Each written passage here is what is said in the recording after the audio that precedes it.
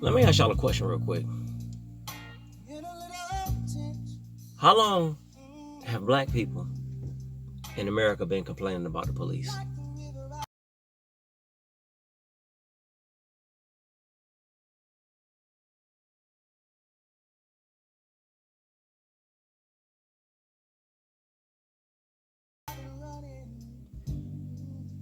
So I really don't want to talk about the Tyree Nichols situation, but I kind of got to talk about the Tyree Nichols situation real quick.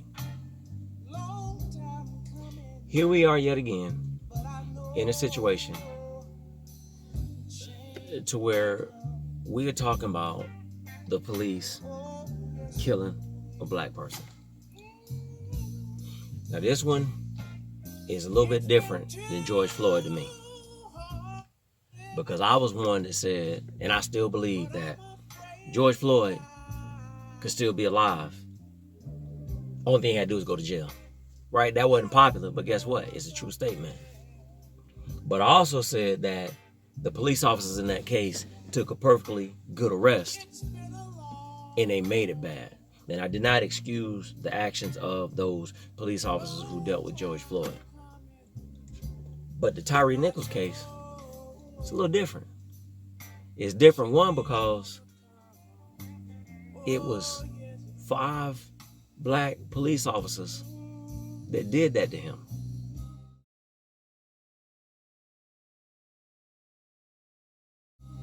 And over what? I don't really want to talk about it because there's still a lot of unanswered questions that we don't know. They said he was reckless driving. The police chief said that there was no evidence that he was driving recklessly. But she told Don Lemon that just because there's no proof or no evidence doesn't mean that he didn't do it. Okay, whether he did or whether he didn't, reckless driving doesn't deserve that. You know, and I can kind of see if he was driving to the point that he had endangered others, or he had tried to hit one of them or hit them. I can almost understand putting hands on him and snatch him out the car. But, and I said almost, right? Almost, and that's about the lives of other people. But that man didn't deserve that. And the thing that really bothers me about it is that 5 black police officers, but not one of them stopped to say, hey man, this ain't right. Hey bro, we shouldn't be doing this. Y'all going a little too far. Not one of them stopped.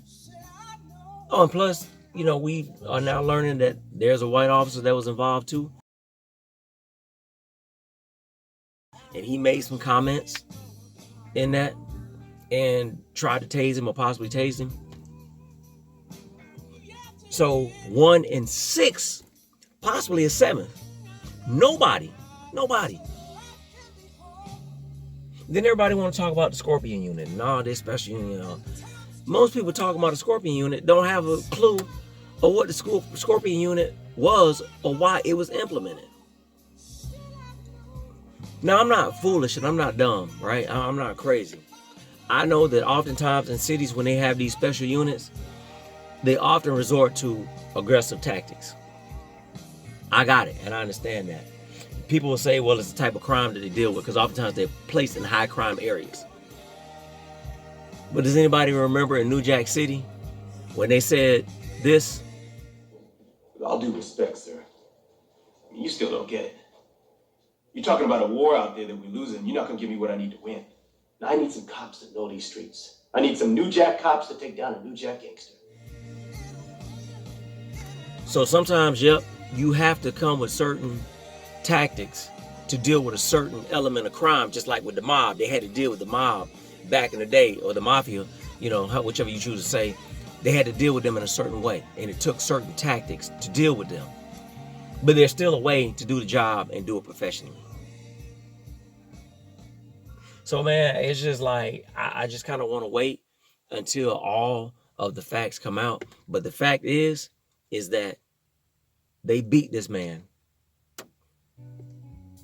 And for what? That's my question. As police officers, there is a duty to intervene.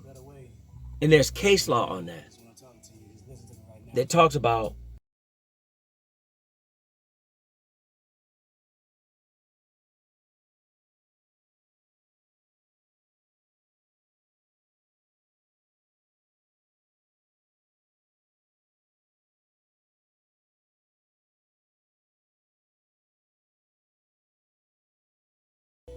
and you wear that badge, you have a duty to intervene and to stop it.